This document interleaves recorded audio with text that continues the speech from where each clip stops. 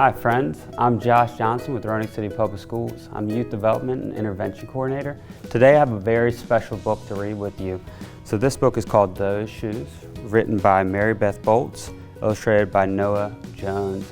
So you may recognize this book. So many of our kids in the city got to read this book with their school counselor and also do art projects with shoes, designing and coloring them for people that they love so they could give away. And this is really a special partnership with Roanoke Prevention Alliance, talking about empathy and how we show kindness to others. So let's get into it.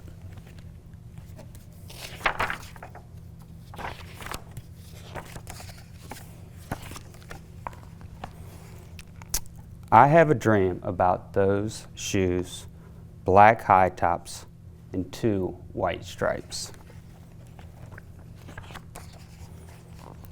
Grandma, I want them.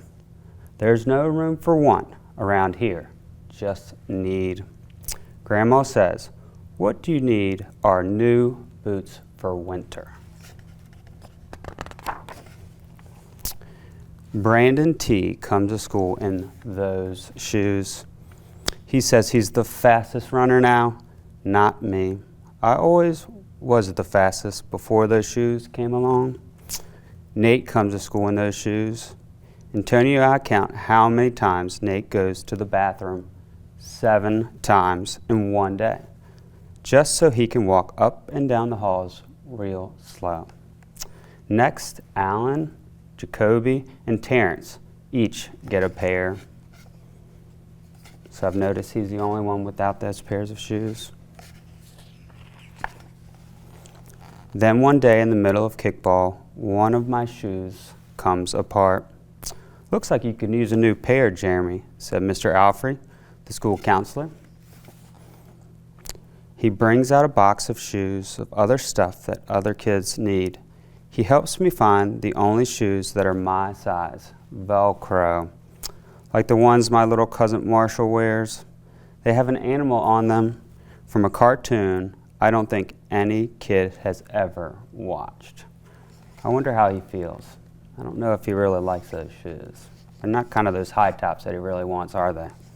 When I come back to the classroom, Alan Jacoby takes one look at Mr. Alfred's shoes and laughs. And so does Terrence, Brandon T., and everyone else. The only kid not laughing is Antonio Parker.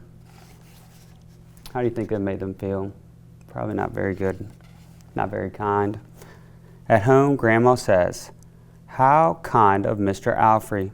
I nodded and turned my back. I'm not going to cry about any dumb shoes. But when I'm writing my spelling words later, every word looks like the word shoes. And my grip is so tight on my pencil, I think it might bust. On Saturday, Grandma says, let's check out those shoes you're wanting so much. I got a little bit of money set aside. Might be enough. You never know. He looks really excited, doesn't he? As a shoe store, Grandma turns those shoes over and checks the price. When she sees it, she sits down heavy. Maybe they wrote it down wrong, I say. Grandma shakes her head.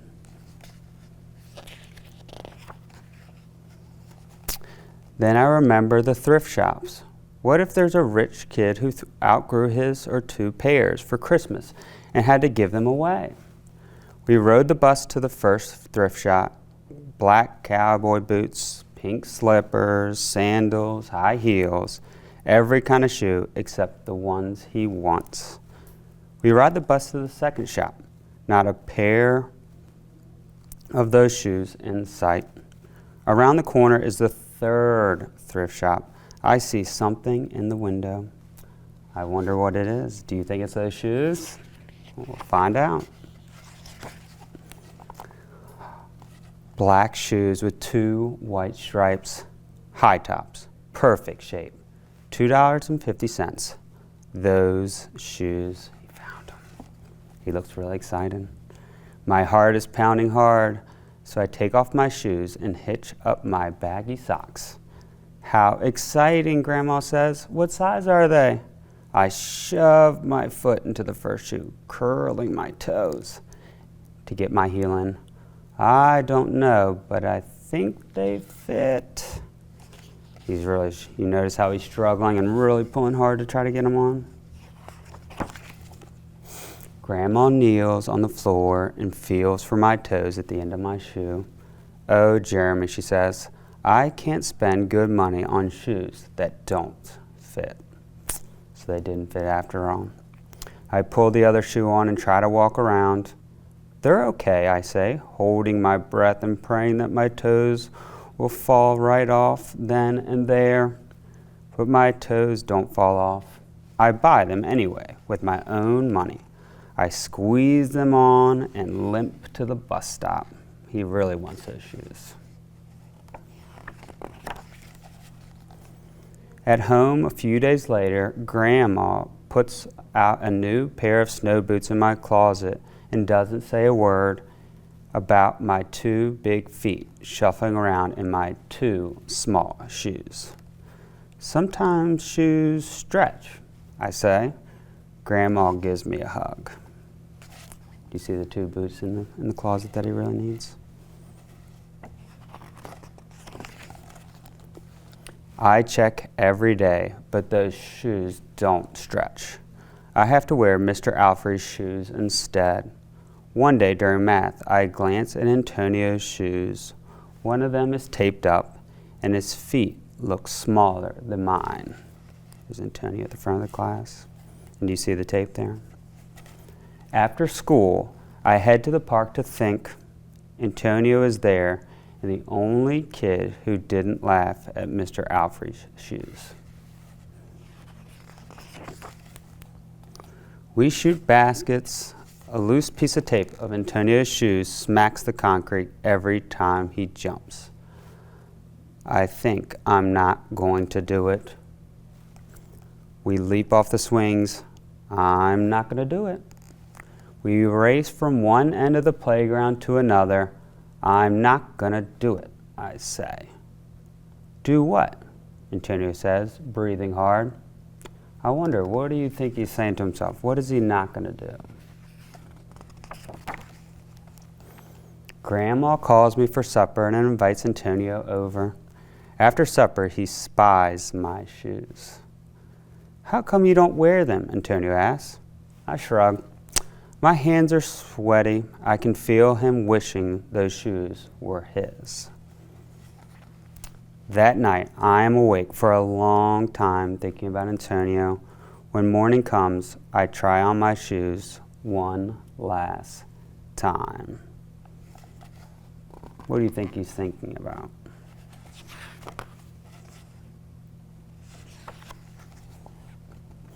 Before I can change my mind, the shoes are in my coat.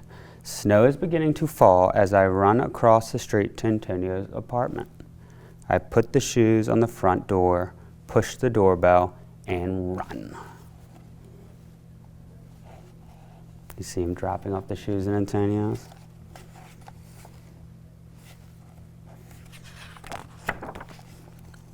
At school, Antonio is smiling big in his brand new shoes.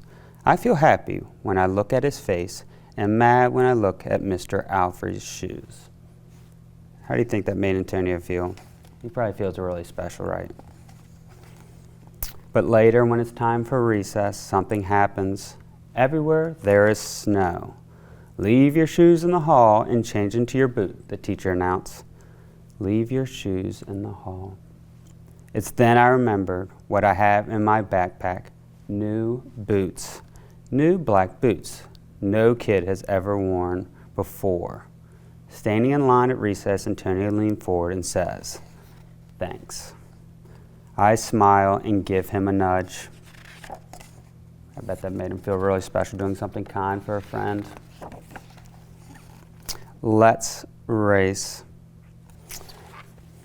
Thanks for joining me again. And so we talked about the partnership with Roanoke Prevention Alliance, and so many of our kids across the division got to participate, designing and drawing shoes and talking about kindness in others and how they show that. And so I wanted to show you a little bit of what my daughter did for me. So this was a shoe that she had designed, Tully, for Granny Court Elementary. And so we want to encourage you all to continue to read and show kindness to others. And thanks for joining us today. Bye.